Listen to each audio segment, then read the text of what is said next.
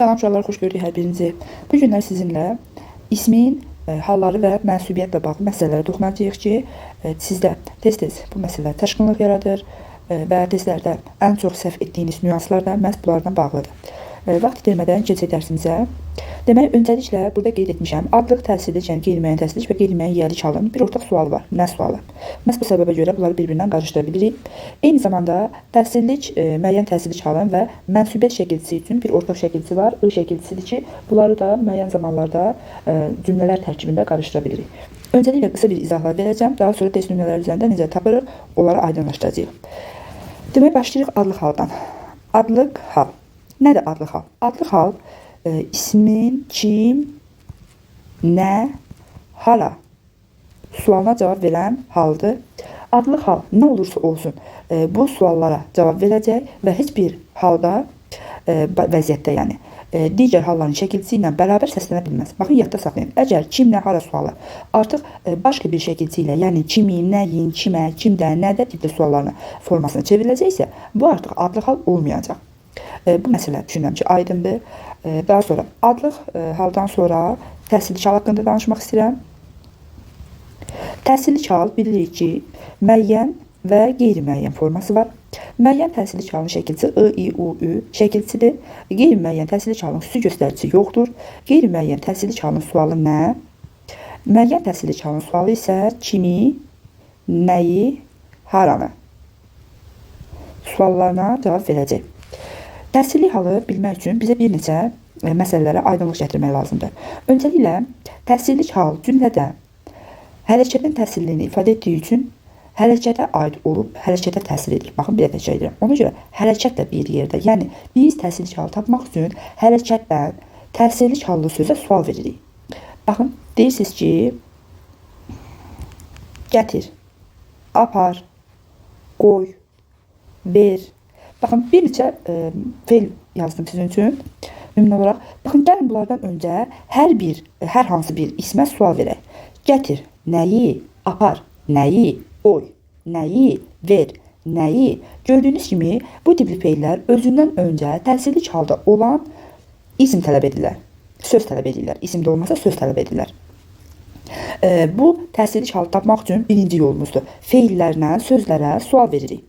Əgər qeyd olunmuş cümlədəki feil özündən əvvəl kimi, nəyi, haranı sualını tələb edirsə, o zaman həmin cümlədə nə olacaq? Təsirlik halında olan isim və yaxud söz olacaq. İkinci məsələmizə baxaq. Təsirlik hallı sözü tapmaq üçün ikinci yolumuz təsirlik hallı sözdən öncə o, bu, həmin əvəzliklərin iştirak etməsidir. Əgər cümlədə yoxsa biz özümüz bərpa edib istifadə edə bilərik. Ki, bu əsasən təbii ki, hansı halda olan, qeyri-müəyyən təsirlik halda olan əvəzliklərin tapılmasını, yəni müəyyəndən belə deyək, kimi, nəyi, haranı sualını verib bildiyimiz təqdirdə o, bu, həmini qeyri-müəyyən təsirlik hallarda, məsələn, deyirəm ki, mənə kitab al.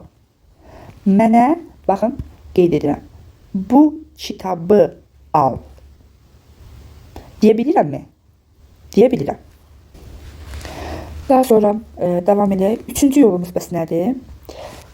Müəyyən və yaxud qeyri-müəyyən təsirlik halın müəyyən olunması üçün, tapılması üçün üçüncü yolumuz bizə verilmiş sözü, yəni təsirlik halda olduğunu şübhələndiyimiz sözü o şəxs əvəzliyi ilə əvəz edirik.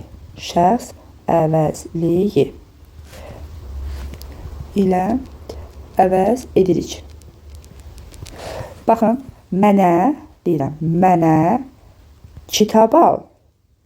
Bir də deyirəm ki, mənə kitab sözünü o şəxs əvəzi ilə əvəz edər, onu al. Buyur, ağına yazın, fərqlənsin. Onu al.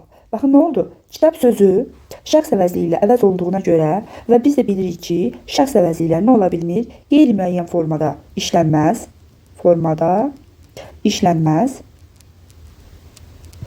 İkinci məsələ nədir? O şəxs əvəzlikləri ümumiyyətlə nə olunurlar? Mənsubiyyət şəkilçi qəbul etmirlər.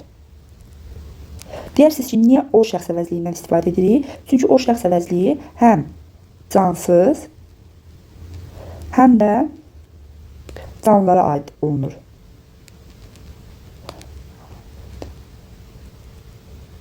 olunur.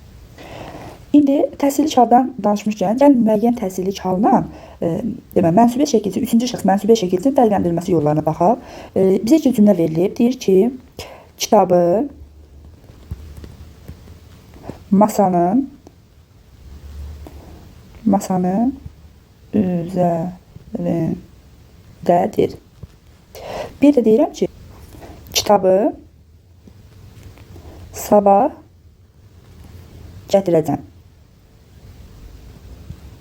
Baxın, gördüyünüz kimi hər iki söz kitab və I şəkilçisi, qrammatik şəkilçisinin vasitəsilə düzəlir. İlkin anlamda təbii ki, sual verməkdə tapmaq olar. Əgər sual verməkdə çətinlik çəkirsinizsə və yaxud imtahandır, həyəcandır, stresdir, bu tipli və yaxud daha dəqiq bilmək istəyirsinizsə, bunun üçün ən gözəl vasitə o şəxs əvəzliyini gətirib həmin ifadələrin, yəni sizə verilmiş konkret sözlərin yerini əvəz edib bu yoldan istifadə edə bilərsiniz. Baxın, dedik ki, kitabı masanın üzərindədir. O masanın üzərindədir. Kitabı sabah gətirəcəm. Onu sabah gətirəcəm. Demək, burada nə gördük? Biz az öncə də qeyd etdik ki, şəxs əvəzlikləri mənsubiyyət şəkilçisi qəbul etmir. O səbəbdəndir ki, birinci cümlədə o şəxs əvəzliyi heç bir şəkilçi, yəni burada kitab sözündəki I şəkilçisini qəbul etmədən adlı halda olan söz olacaq və onu digər cümlədə onu sözü isə təsirli hal şəkilçisini qəbul edəcək. Çünki şəxs əvəzlikləri hal şəkilçisi qəbul edə bilirlər. Yəni bu qədər sadə bir yolla da tapmaq olar. Baxın, bu yolu bir də təkrar harda istifadə edirsiniz?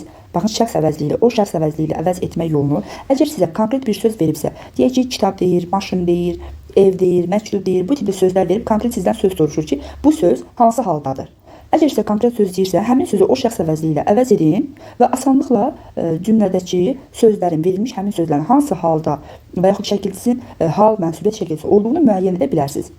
Yox, əgər sizə konkret bir söz verilməyibsə və sizdən isimlər istəyirsə, deyək ki, təsirli halı axtarırsınızsa, onda ən gözəl yol feil vasitəsilə sözlərə sual verməkdir. Harada kimi, nəyi, haranı sualını verə bilirsinizsə, yəni hansı feillə, hansı sözə kimi, nəyi, haranı sualını verə bilirsinizsə, demək, həmin söz təsirli haldadır və eyni zamanda yenə də o, bu, həmin şübhələndiyiniz, deyək ki, isim istəyirsə, isimlərdən öncə o, bu, həmin əvəzliklərini istifadə edərək, yəni qoyaraq sözdən öncə bu əvəzlikləri qoyuruq, işlədirik və əgər təsirli halda olan qeyri-müəyyən təsirli haldırsa, o çevrilib olacaq müəyyən təsirli hal və siz sözü müəyyən etmiş olacaqsınız. İndi davam edirik yiyəlik halına. Yiyəlik halının bir tələbi var. Bilirik ki, yiyəlik hal özündən sonra, baxın, özündən sonra mənsubiyyət şəkilçili söz tələb edir. Amma təbii ki, elə hallar olur ki, sözdən mənsubiyyət şəkilçisi işlənməyə də bilir və yiyəlik hal müstəqil qalır, xəbər vəzifəsində çıxış edə bilir, deyək ki, təyin vəzifəsində çıxış edə bilir və həmin nüanslarda biz necə bilək ki, bu söz təsirli, daha doğrusu yiyəlik haldadır və yaxud yiyəlik halda deyil, mənsubiyyət şəkilçisidir. Çünki bilirik ki, yiyəlik halında ın, in, un şəkilçisi ilə mənsubiyyət şəkilçisində də ın, in, un şəkilçisi var. Deməli, həm yiyəlik, həm də mənsubiyyət şəkilçisidir. Eləmi? Bunları da qarışdıra bilərik. Qarışdırmamaq üçün də nə edəcəyik? Yenə az öncə dediyim o şəxs əvəzliyi ilə sözü əvəz edə bilirik. Sözü əvəz edirik. Məsələn,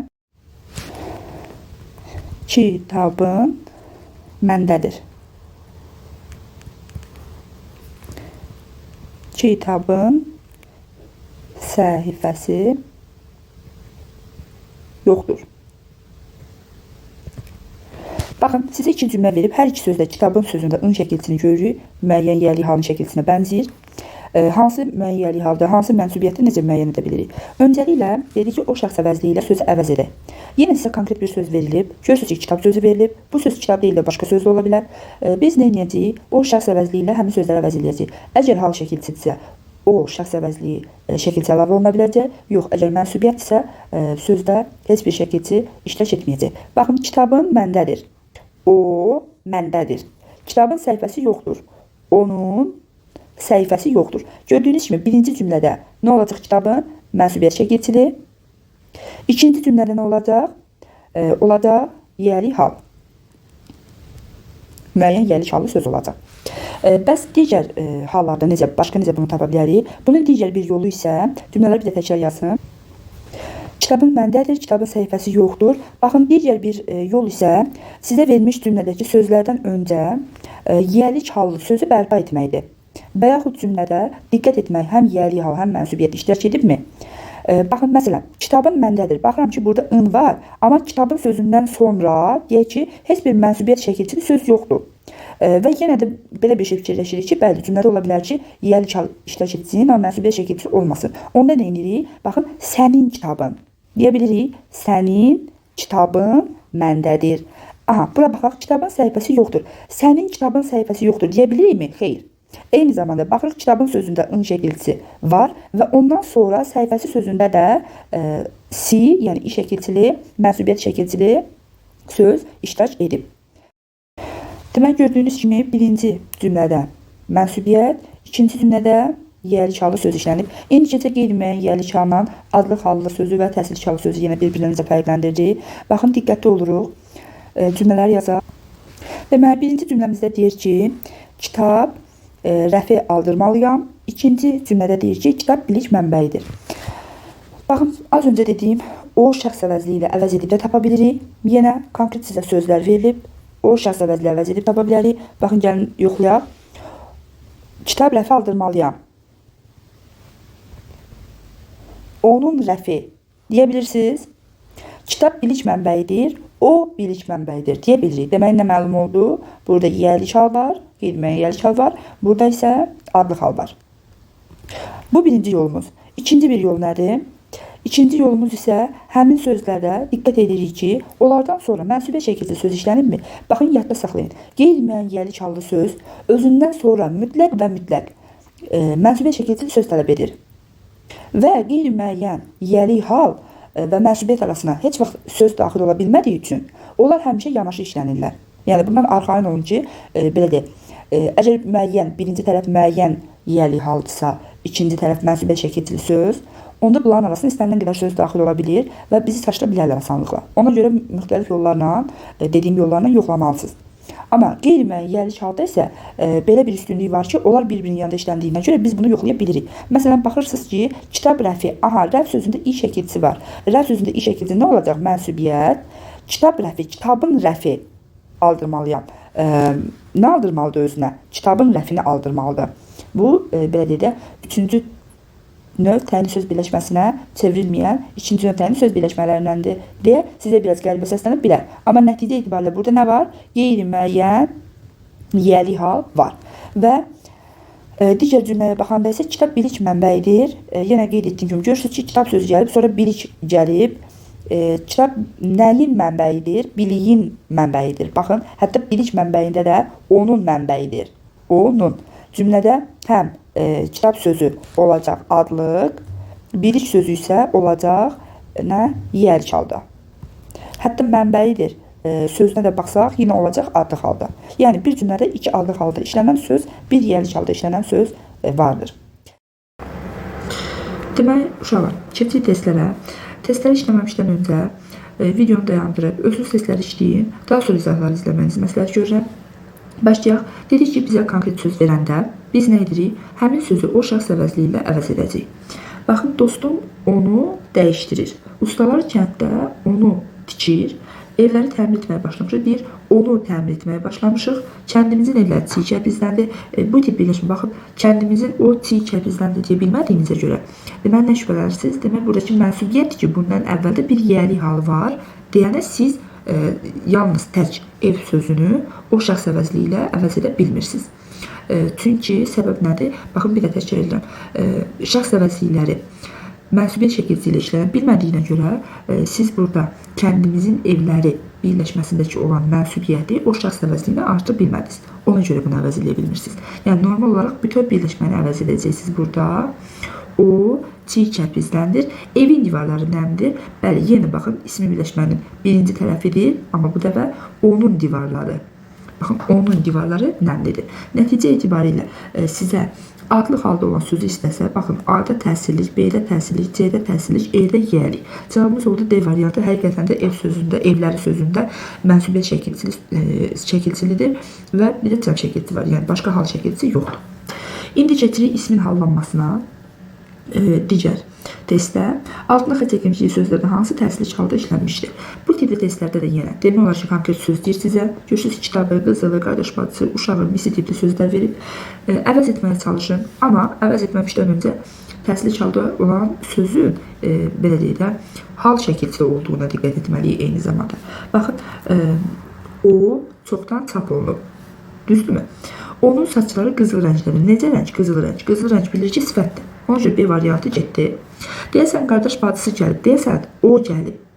Görürsünüz, yenə oldu adlı hal getdi. Burada adlı hal idi eyni zamanda. Olmaya uşağı korluq çəkir. Olmaya o korluq çəkir. Misi gümüşə çevirmək olmaz. Misi onu gümüşə çevirmək olmaz. Cavabımız E variantı. Davam edirik. Neft sözünün təsirli halda işləndiyi cümləni istəyir yenə də. Yenə konkret söz istəyir. Neft sözünü o şəxs əvəzli ilə əvəz edər. Neft daşlarında işləmək fədakarlıqdır. Onun daşlarında işləmək fədakarlıqdır. Həqiqətən də neft sözü qeyri-müəyyən yiyəlik haldadır. Daşları, burada da görürsünüz, mənsubiyyəti var. Hər yiyəlik halı sözündən sonra demişdik ki, mənsubiyyət işlənə bilər. Haradasa mənsubiyyət olacaq mütləqdir. Bakı nadir neft istehsal edir. Bakı nadir onu istehsal edir. Və doğru cavabımız ilə B variantı, amma sona qədər baxırıq. Respublikamızda deyil, xarici xeyli o daşınır. Azərbaycan nefti. Baxın, bəyəqlar dedim. Birləşməni Azərbaycan neftidir. Azərbaycanın neftidir də bu. Burada mənsubiyyət şəkilçisidir. O çoxlarına benzlik vermir, yəni adlı halda olacaq. Azərbaycanın əsas sərvəti neftdir. Biz də bilirik ki, təsirlik hal xəbər ola bilmədiyinə görə E variantında çıxarırıq sıradan. Doğru cavab dediyim kimi B variantı olacaq. Davam edək 20-də. Cümlələr bir də fərqləndirilmiş söz adlı haldadır. Yenə fərqləndirilmiş söz deyir, konkret söz verib sizə. O şəxs əvəzli ilə əvəz edin. Baxın, qələm sahibi hər sözü ölçü biçməlidir. Onun sahibi olmalıdır. O sahibi deyə bilməzsiniz. Buna da diqqət edin. Onun sahibi deyəndə daha yerinə düşür. Deməli, qələm sözü burada qeyri-müəyyən yiyəlik haldadır ki, bizdə nə demişdik şəxs əvəzliləri üçün? Şəxs əvəzliləri qeyri-müəyyən halda ola bilmir. O səbəbdəndir ki, siz qeyri-müəyyən yiyəlik və təsirli halı o şəxs əvəzli ilə əvəz etdikdə olan şəkilçilər bərpa olunur və siz də müəyyən edə bilirsiniz ki, söz hansı haldadır. Qələmin qiyməti çox bahadır. Onun qiyməti, mən mağazadan onu aldım. Qələmi yaxşı yazır, o yaxşı yazır. Onun qələminin rəngi. Baxın, onun rəngi bənövşəyidir. Burada yiyəlik var, ondan sonra bir mənsubiyyət var, ondan sonra bir də yiyəlik var deyə onun rəngi deyə bilirsiniz. Və doğru cavabımız bizdən nə istəyirdi? Adlı halda söz istəyirdi. D variantı olacaq. Hansı cümlədə yiyəlik halda olan söz yoxdur? Baxın, bu tipli testlərdə nə edəcəksiniz? Yadda saxlayın ki, bu tipli testlərdə o şəxs əvəzliyinə istifadə etmək sizdə biraz vaxt ala bilər. Yəni, kim üçün rahatsa istifadə edə bilirsə, etsin. Amma mən belə fikirləşirəm ki, bu bizdən vaxt ala bilər və bunun üçün digər üsullardan istifadə etmək daha əlverişlidir. Yiyəlik halda olan söz yoxdur deyirsə bizə, biz nə edirik? Baxırıq isimlərə və ümumiyyətlə sözlərdə hansında kimin, nəyin, haranın sualına cavab verən və yaxud mənsubiyyət şəkilçili söz var. Niyə mənsubiyyət şəkilçili söz? Çünki cümlədə mənsubiyyət şəkilçili söz olarsa, ondan əvvəl haradasa yiyəlik halında işlənən söz ola bilər. Yəni, müxtəlif nüanslara diqqət etmək burada əlverişlidir. Baxın, dünən fizika dərsi çox maraqlı keçir. Fizika dərsidir. Biz demişik ki, baxın, dərsi fizikanın dərsidir də, düzdürmü? Mənsubiyyəti burada gördüm artıq. Nəyin dərsi? Fizikanın dərsi. Sizə deyir, yoxdur. Ada var. Fizikanın. İkinci nöqtəyini söz birləşməsi də deyirlər buna. Kənddəki qonşun da gələcəkmi deyir. Kənddəki qonşun da gələcəkmi? Kim gələcək? Qonşun. Və o gələcək hətta, yəni, görürsünüz, kimin nəyin deyə bilmirsiniz. Halda olan söz yoxdur. Aha, cavabımız B variantı. Sonra bizim kəndimiz dağlar qoynunda, baxın, bizim kəndimiz var, yiyəlik bizim. Biz bilirik ki, şəxs əvəzlikləri hal şəkilci qəbul edir. Bizi görürəmsə burada, şəkilcini görürəmsə, bu təbii ki, yiyəlik hal olacaq. C variantı getdi. Kitab azadındır, apar özünə ver. Azadın kitabıdır. Baxın, kimin? Kimin kitabıdır? Kimin? İn şəkilcini gördüyümüzə görə çıxırıq. Bilirik ki, müəyyən yiyəlik hal xəbər cümlə özü kimi xəbər vəzifəsində çıxış edə bilir. Dünya malı dünyada qalmaz. Baxın, dünyanın malı dünyada qalmaz. Onun, nəyin malı? Dünyanın malı. Ona görə E variantında olduğuna görə çıxırıq. Devam edək.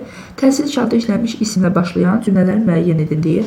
Baxın, təhsil şartı işlənən isimlə başlayan istəyir. Burada demək olar ki, konkret bir şey istəyir. Yəni, ilk sözləri təhsil şartı olan isim olsun. Öncəliklə, baxın, sizdən bir neçə bir şey istədi də.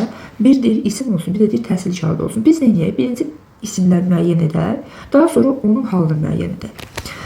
Kitabları alimləşdir. Kitab isimdir, dəymirəm. Fikri hələ də dostların yanındadır. Fikir isimdir, dəymirəm. Məktəbli isimdir, dəymirəm. Aha, 4-ə baxın, deyir, gəncləri yığıncağa dəvət etmişlər. Gənc sözünləri isimləşmiş sifət 4-ü çıxartdım. Divarı indi əli rəngləyir. Divar da nə divar? İsimdir, dəymədim. Deməli, bir variantımız 7 qaldı. Deməli, 4 variantımız təhsili şartı işləmiş. İndi təhsili halda baxaq. Nə edirik? O şəxs əvəzliyi ilə əvəz edirik. Kitabları ali məktəbə hazırlaşanda çox işimə yaradı. Baxın, o ali məktəbə hazırlaşanda çox işimə yaradı. Nə ali məktəbə hazırlaşanda işimə yaradı? O, yəni kitabları, onun kitabları da əslində orada. Fikri hələ də dostlarının yanında idi. O hələ də dostlarının yanındaydı. Nə fikri? Onun fikri də mənsubiyə şəkilçilidir. Məktəbləri yarışa çağırmışdılar. Kimi yarışa çağırırlar? Baxın, onu, yəni məktəbliləri. Üçüncü götürürük. Divarı indi əli rəngləyir. Onu indi əli rəngləyir. Nə oldu cavab? 3 və 5. Baxın, bu testi eyni zamanda bir belə işləyə bilirsiniz, bir də necə işləyə bilərsiniz. Sizə verilmiş sözlərdən öncə deməli, yiyəli hallı sözlər əlavə edin. Şəxs əvəzlikləri əlavə edin. Kitablar ali məktəbə hazırlaşanda çox işimə yaradı. Onun kitabları. Onun deyə bilirsiniz. Fikri hələ də dostların yanındadır. Onun fikri. Deyə bildik. Məktəbləri yarışa çağırmışlar. Baxın, onun məktəbləri deyə bilirik? Yox. Divarı indi əli rəngləri. Onun divarı indi əli rəngləri deyə bilirik? Xeyr. Birinci və ikinci üsul hansısa rahatsa istifadə edə bilərsiniz. Keçirəm digər testdə təhsil şartı olan isimlə başlayan cümlələri müəyyənləşdirin. Bu testi sizin üçün saxlayıram. Baxın, bu testi işləyərsiniz, cavabları qeyd edərsiniz. Mən də doğru və yanlış olduğunu kommentlərdə eyni zamanda cavablayacağım. Sonra 106-ya baxaq burada. Təhsil şartı olan isimlə başlayan cümlələri müəyyən edin. Yenə deyir. Baxın, yenə başlayan deyir. Yenə eyni ilə isimlər müəyyən edək. Tarixi əsərləri məktəblər. Tarixi nədir? Necə tarixi? Getdi. Narahatlığı sözə başlayana qədər çəkdi. Narahatlıq, nə narahatlıq? İsimli qaldı. Əhvalat, nə əhvalat? İsimli qaldı. Gözləri, hələ də dostunu axtarır. Nə gözlər qalır? Kitab sözü eyni zamanda isimli qalır. İndi baxırıq təhsil şartı olmaqlarına. Baxın, dediyim ikinci üsuldan istəyirəm yerinə yetirim. Onun narahatlığı sözə başlayana qədər çəkdi. Əhvalatı bizə Musa danışmışdı. Onun əhvalatı bizə Musa danışmışdı. Olar? Xeyr. Baxın, onu bizə Musa danışmışdı. Onu. Yəni, təhsilli şartı təbii ki. Nəyi bizə Musa danışıb? Onu. Əhvalatı. Gözləri hələ də dostunu axtarırdı. Baxın, onun gözləri. Onun gözləri hələ də dostunu axtarır. Eyni zamanda, deməli, bunu silə burada 3-ü götürürük. Kitabı dostuma verdim. Baxın, onun kitabı dostuma verdim deyə bilirikmi? Xeyr. Deməli, nəyi dostuma vermişəm? Onu 5-i də götürürük. Keçirik digər varianta. Hansı cümlədə mənsubi şəkilci qəbul etmiş söz adlı haldadır? Mənsubi şəkilci qəbul etmiş sözü istəyirsiniz də adlı halda. Yəni, mənsubi şəkilci bilirsiniz ki, digər hallarda şəkilcilərini qəbul edə bilər. Və o zaman adlı halda olmayacaq. Yəni, adlı halda olması üçün bizə nə lazımdır? Digər halların şəkilciləri orada iştirak etməsin. Kəndin həyətlərində, baxın, kəndim, yeri gördüm, həyətləri, həyətlər, həyətləri də. Baxın, mən məsləhət görürəm ki, sizdən iki şəkilçinin bir cümlədə, bir sözdə olmasını istəyirsə, cümlədə. Neyini? Sözləri köç və şəkilçiyə ayırın. Ən gözəl üsul budur. Deməli, nə oldu? Şəkil qəbul etmiş söz adlı haldadır. Mən burada nə gördüm? Həyətlərdə harada nə oldu? Adlı hal olmadı, çıxdı. O, baharın başına gələni ehtiyatla danışdı. Baharın başı, baxın, baharın başı, düzdürmü?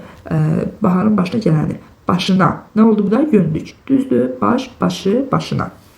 Getdi. Sonanın xalçası. Baxın, sonanın kimin xalçası? Düzdürmü? Xalçası. Burada əlavə olaraq deyim ki, harada sı bitişdiricisini görürsünüzsə, bu mütləq mənsubiyyət orada var. Unutmayın. Nə oldu? Elə doğru cavabımız C bəndidir. adı haldadır çünki deyir. Bəli, burada adı haldadır. Bahar üçün ən çətin iş cütə minməkdir. Burada ümumiyyətlə mənsubiyyət şəkilli söz yoxdur. Həyətin kənar tərəfini, baxın, həyətin, yiyəliyi gördünmü? İndi axtaracaq mənsubiyyət mi? Tərəf, tərəfi, tərəf, tərəfi, tərəfini. Sulayıb süpürmüşəm. Nəyi? Həyətin kənar tərəfini. Təsirli çalda olan sözdür, ona görə variantda çıxdı. Yenə eyni tipli bir testə baxaq. Baxın, sizdə iki şəkilcini istəyir. Həm mənsubiyyət, həm də təsirli çal şəkilci qəbul etmiş söz istəyir. Yenə təkrar edirəm. Bu tipli testlərdə sözlər kök və şəkilci ayırmağınız məqsədə uyğundur. Ki, bu sizi həm də çaşdırmaz. Baxın, adamların bəzisi ayaq üstə dayanmışdı. Adamların yiyəliyi gördünüzmü? Bəzisi. Mənsubiyyət də görürüm. Kim ayaq üstə dayanmışdı? Adamların bəzisi. Var mı təsirli çalın sualına cavab verən söz? Yoxdur. Demək, getdi. Oxumağı hamımıza xoş gəldi. Oxumağı. Nə hamımıza xoş gəldi? Oxumağı, onun oxumağı da, düzdürmü? Onun. Mənsubiyyət şəkilcili söz oxumaqdır burada.